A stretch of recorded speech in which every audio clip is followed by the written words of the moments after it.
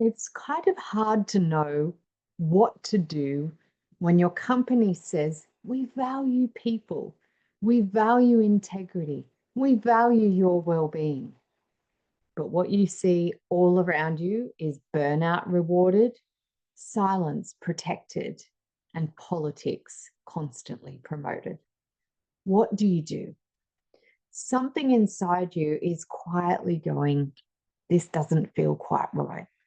You know that feeling down in your gut where you're like, it's just not sitting right. You know what I think? Don't ignore it. It's a sign. When leaders don't walk their talk, people notice, not always immediately, not always loudly, but slowly. Trust erodes. There's this creeping in. Engagement starts to tank, and people shift from contributing to just survival mode. And eventually they end up leaving. G'day, I'm AJ, and I help managers shift into leaders and leaders shift into steward elders so that they can create happy, healthy, whole organizations where people actually want to stay. And I want to talk to you a bit about this, about what do you do when your organization is saying one thing and has these values on the wall, and yet you see leaders and people doing the other. You know, often I find in these situations, it doesn't always happen immediately. It's not always loud, but it's this subtle, slow erosion. And eventually, when you start seeing people leave, you start to think, should I have jumped ship earlier? But then sometimes we stay and quietly we disconnect. We stop believing in the words of leaders. There was a recent example in the US where a US senior army leader decided not to send ground troops in to a war that's raging. It was a very dangerous situation. He'd assessed it and saw that really he was just sending troops in without much hope of success. And his statement, he said, I'd rather resign than be responsible for coffins. A really bold, brave leadership move. He has since been sidelined, retired, resigned, whatever it is, but clearly he wasn't drinking the Kool-Aid. And that's his leadership and his integrity to stick to what he believes is the right thing to do. And that is what we all need to do as leaders, is knowing what's the line that we will not cross. Because if we stay too long in a misaligned culture like this, it will try and change you. And if you're in this situation right now, maybe tune in and hear this clearly. Do not let their hypocrisy corrupt your integrity for yourself and for any of the people you lead is everything. So you don't have to become what you're surrounded by. You don't need to absorb the toxic soup that you're living and working in. In fact, let this be your training ground. Let this be the perfect opportunity for you to learn how to stand your ground and how to demonstrate what your true leadership looks like. If you're in this situation and it's still really bothering you and giving you this sense of misalignment, then let me give you 3 tips. Number 1, start building micro cultures of integrity. You may not be able to change the whole system, but you can change the little part that you're in control of or that's around you. You can change your immediate environment or at least influence it. So find your people, find other people who still care, who show up with standards, who believe what you believe, who choose honesty over politics. This is not to say you form a negative group that pushes around the organization, complaining or pushing up against everything. But it means your little microculture is a safe place, a place where trust exists, where feedback is real and two-way, and where standards are upheld. Because culture isn't always just top down, it's also built sideways and it's built around you. And when you're in a misaligned culture, it's easy to feel overwhelmed by what you're seeing around you. It's easy to get poisoned by that really quickly. It's easy to get frustrated, drained, and disappointed. So instead of drowning, find your people.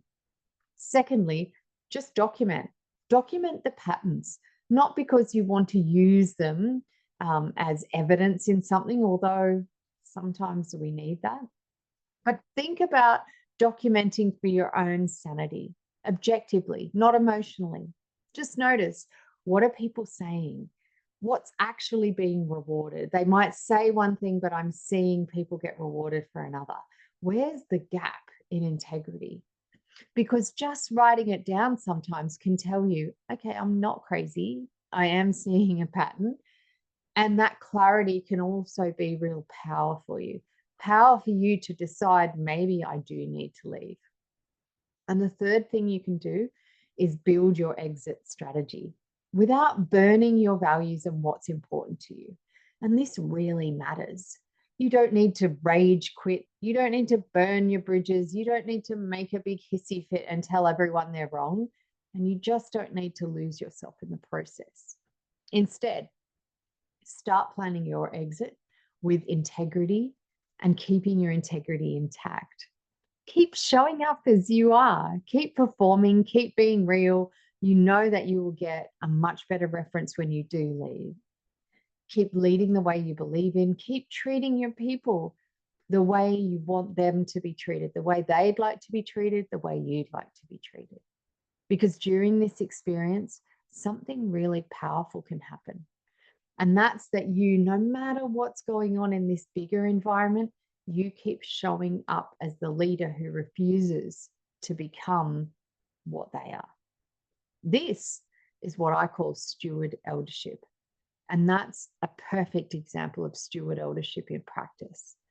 It's about leading when things aren't always easy. It's about holding standards when others don't. It's about choosing the grounded presence that you have and staying true to that rather than wielding power over others.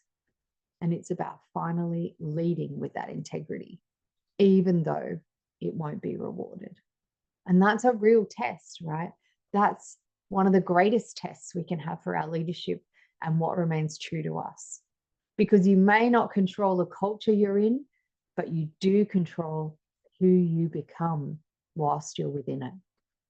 Have you been in this situation? And what did it teach you? I know I have, and I chose to plan my exit and leave because I knew little by little the creep was getting more. I was being asked to do things that I just didn't quite agree with. They weren't illegal, they weren't immoral, but they weren't quite right. They weren't in the best interests of people. And so I looked to find my way out because I started to be the one in meetings going, I disagree, I beg to differ. Can I have it in the minutes and noted that I think the alternative? And I knew in a way the writing was on the wall. It was going to come eventually where I would be sent away as opposed to choosing to leave. And so I choose to leave, and I chose on my terms. And I chose in a way that kept my integrity intact, that people knew who I was and what I stood for. And not in a way that was bombastic or show up and spruik it, but in a quiet way, in a way where people knew that I would not cross my values and I wouldn't go against what I believed. And the result of that since I left was people followed me to other roles, to other organizations. I had staff that later said to me, thank you for making a stand for what you believed. And we understand why you chose that. And I saw people stay as well that got more and more insular, that shrunk in their energy because they had to stay sane in that bigger environment. So don't let a culture break you. Remember, you can't control the whole of it, but you can control how you respond and who you become. Make sure you're becoming a leader you would want to follow.